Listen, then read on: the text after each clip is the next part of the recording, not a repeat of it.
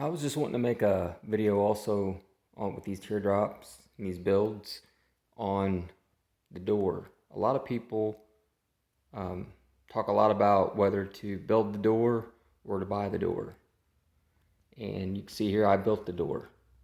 Used the same plywood that just cut it out and you cut the hole.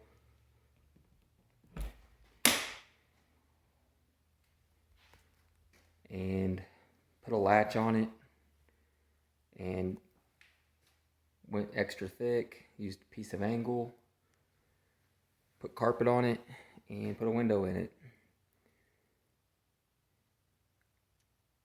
And I think it turned out pretty good. And I think I've got maybe $40 in this door. Those were $10 for the hinges. That piece of aluminum was left over from the piece that went across the front to cover the seam on the PMF, just to give it a little bit more rigidity there. The angle here was $5 at the hardware store, and got some paint on it, but just basically formed it around the corner real slowly. Put screws in it as I went. Put this weather stripping on it. And then the handle here, I got off Amazon for, I think this was $6. And it's got the little lock in it. The lock, when you lock it, doesn't affect the inside, so you can still, because this is spring loaded, you can still open it there. And then on over here, I just put a piece of steel, a little plate steel, for that to click against. Used a file to put a little bit of a chamfer on it, so when that hits, it pushes that back and closes. Got this window. I'm sure you guys are thinking 40 bucks. Yeah, right. That's a $120 window. Found it at a yard sale for $5. It's kind of surprising, really. I mean, what are the odds of that? Working on building a camper and find a $120 camper window at a yard sale. So that was pretty lucky. The original plan was to do something similar to like what I did with that window on the inside there that you can see, which is just a piece of plexiglass that I cut a relief on, which I've mentioned in other videos, and drilled a bunch of holes around it, screwed it flush to the outside. Is what I was originally going to do with this. And you know, the plexiglass was, I think, $8 at the hardware store to buy a piece that was the right dimensions, and then took a jigsaw and cut very slowly to cut it. I actually made the piece that I was going to put in it. But yeah, you know, you can do it for pretty cheap. You can build your own door pretty cheap. So, you know, it is nice to have a purchase door that has a screen door in it, but man, they're like $400, $360, I think, or something like that. And, you know, versus 40 bucks.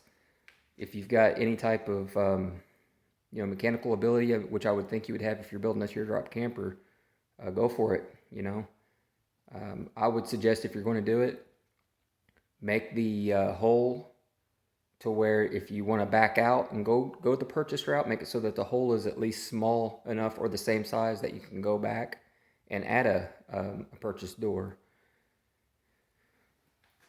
One of the things that I did do that wasn't real great here, and I did this intentional, was make the door come to the top of the mattress, just right above it, so that if it were to leak, I'd be able to see it happening so that I could fix it. Was my thinking on that. And the problem with it is, when you go to get in and out, this lip isn't very comfortable.